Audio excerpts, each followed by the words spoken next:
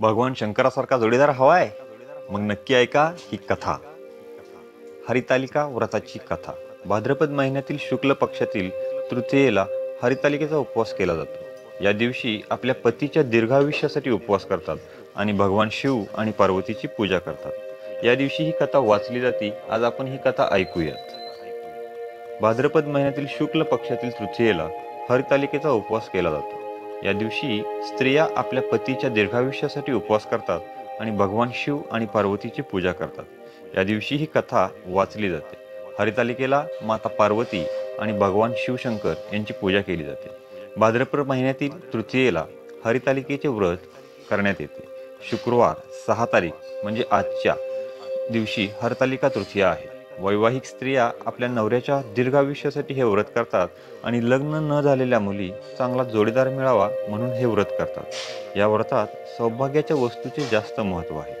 ज्या ठिकाणी हे व्रत करायचे असेल त्या ठिकाणी तोरण बांधावं, केळीचे खांब लावून ते स्थळ सुशोभित करावं, पुढे रांगोळी घालून पार्वतीसह महादेवाचं लिंग स्थापन करावं, षोडोपचाराने त्याची पूजा करावी, मनोभावे त्याची प्रार्थना करावी. यानंतर ही कथा वाचावी व रात्री जागरण करावं.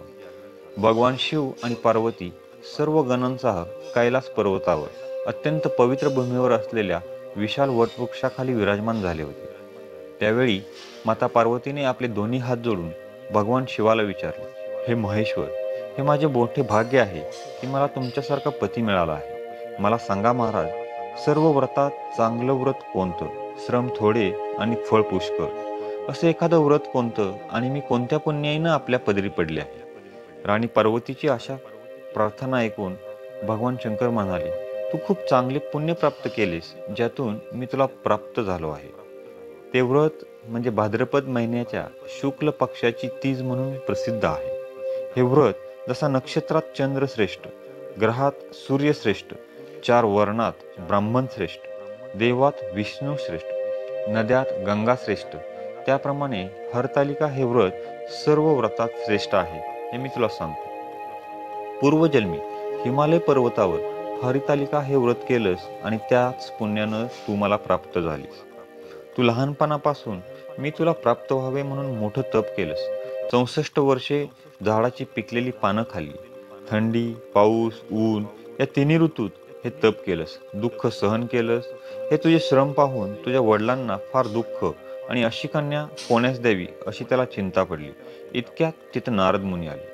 हिमालयानं त्यांची पूजा व येण्याचं कारण विचारलं. तेव्हा नारद म्हणाले, तुझी कन्या उपवर झाली आहे, ती विष्णूला द्यावी. तो तिच्या योग्य नवरा आहे. त्यांनीच मला तुझ्याकडे मागणी करण्यास पाठवलं आहे, म्हणून मी इथपर्यंत आलो आहे. हिमालय राजा म्हणाला, महाराज, हे माझं सौभाग्य आहे की माझी कन्या भगवान विष्णूंनी स्वीकारली आहे आणि नक्कीच माझी कन्या मी त्यांना देईन. असे आश्वासन दिल्यावर नारदजी वैकुंठाला गेले. हे ऐकून तुला खूप वाईट वाटलं आणि तू तुझ्या मैत्रिणीकडे गेलीस आणि तुझा शोक पाहून ती म्हणाली, देवी, मी तुला अशा गुहेत तपश्चर्यासाठी घेऊन जाईल, तिथे महाराज हिमालयालाही तू सापडणार नाहीस. असे बोलून उमा तिच्या मैत्रिणीसह हिमालयाच्या खोल गुहेत अंतर्धान पावली. महाराज हिमालय घाबरले आणि पार्वतीला शोधत ते विलाप करू लागले. तू तुझ्या मैत्रिणीसोबत त्या गुहेत अन्न पाण्याशिवाय माझे व्रत सुरू केलेस. नदीच्या वाळूने शिवलिंग बनवले आणि विविध फुलांनी त्याची पूजा केली.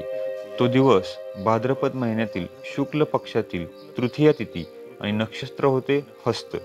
तुझ्या या उपासनेमुळे माझे सिंहासन हलले. मी तुझ्यासमोर आलो, तुला दर्शन दिलं, तुझी इच्छा विचारू लागली. हे ऐकून तू मला सर्व हकीकत सांगितली. तुम्ही माझे पती व्हावं याशिवाय दुसरी इच्छा नाही असेही सांगितले. ती गोष्ट मी मान्य केली व गुप्त झालो. त्यानंतर वाळूच्या मूर्तीचे तू नदीत विसर्जन केले. तिथे नदीच्या काठावर तुमचे नगरवासी महाराज हिमालयासोबत होते. ते तुम्हाला भेटले आणि रडायला लागले. तिथे येण्याचे कारण विचारले. मग तू सर्व झालेली हकीकत वडिलांना सांगितलीस. पुढं त्यांनी तुला मला देण्याचं वचन दिलं. तुला घेऊन घरी गेले. मग काही दिवसांनी चांगला मुहूर्त पाहून त्यांनी तुला माझ्याशी विवाह लावून दिला. ही 60 उत्तराची कहाणी 5 उत्तरी, देव ब्राह्मणाची द्वारी, गायीचे गोठी, पिंपळाच्या पारी, सुफळ संपूत. पार्वती यांनी केलेल्या व्रताच्या प्रभावामुळे भगवान शंकर प्रसन्न झाले आणि त्यांनी देवी पार्वतीसह विवाह केला. हर म्हणजे अपहरण करणे आणि तालिका म्हणजे सखी. देवी पार्वतीच्या सखीने त्यांचे हरण करून त्यांना जंगलामध्ये नेले होते. तिथे त्यांनी महादेवांना प्राप्त करण्यासाठी हे व्रत केले. त्यामुळे या व्रताला हरितालिका असे म्हणले जाते. श्री स्वामी समर्थ.